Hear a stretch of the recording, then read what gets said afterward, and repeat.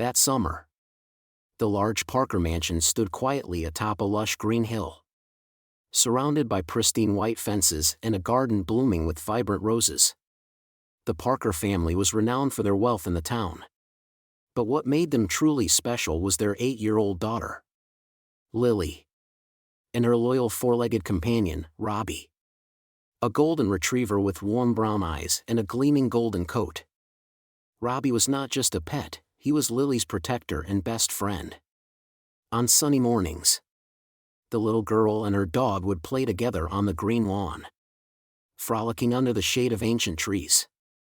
Sometimes, Robbie would chase after the ball Lily threw far away and return with it clamped firmly in his mouth, tail wagging happily. That morning, the sky was clear and the sunlight was bright.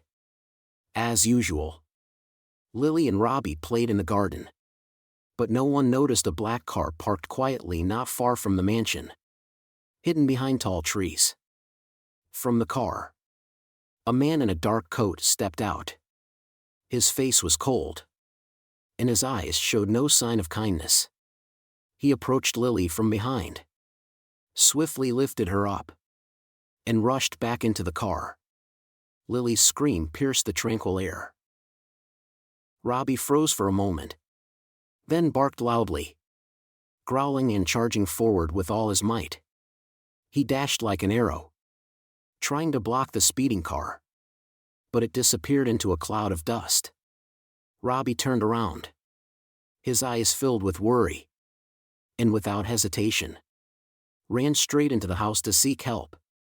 In the large living room, Mrs. Margaret, the loyal housekeeper of the Parker family, was startled when she saw Robbie barking loudly and tugging at her dress with his strong mouth. "Robbie, what's wrong?" she asked, her heart pounding as she noticed the dog's panicked expression. Realizing that something terrible had happened, Mrs. Margaret quickly called Chief Collins, who had been a part of the town for decades. "Lily has been kidnapped," she shouted into the phone. Not long after, a police car with flashing red lights pulled up in front of the mansion. Chief Collins, a tall man with white hair, stepped out. Robbie barked loudly when he saw him, running in circles as if trying to convey something. "You want to lead us, don't you?" Collins asked, his eyes understanding. Robbie dashed ahead, leading Collins and the police team. They sped along narrow roads, navigating each turn while following the determined golden dog's tracks. Robbie ran through a small forest, where tall grass brushed against his chest, and arrived at an abandoned shed standing in solitude. Collins signaled the officers to approach the shed quietly. Inside, Lily was tied to a chair, her eyes wet with tears but still showing a brave expression.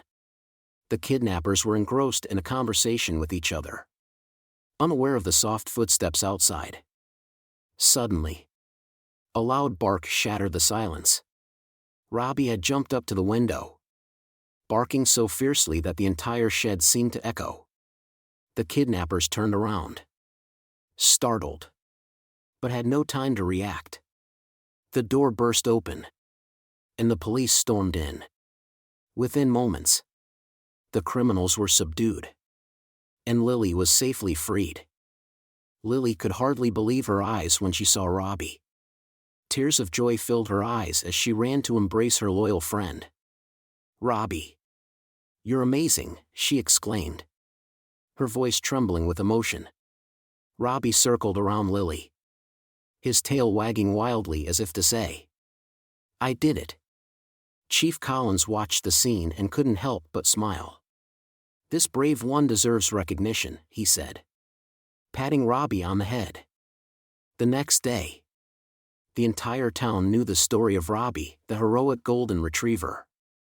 People gathered in front of the Parker mansion to celebrate and thank Robbie for his courage.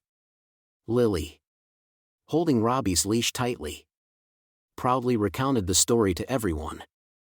From that day on, Robbie was more than just the Parker family's beloved pet, he became a symbol of loyalty and bravery. Whenever elders in the town told stories to their grandchildren, they spoke of Robbie as proof that sometimes small four-legged friends can achieve great things.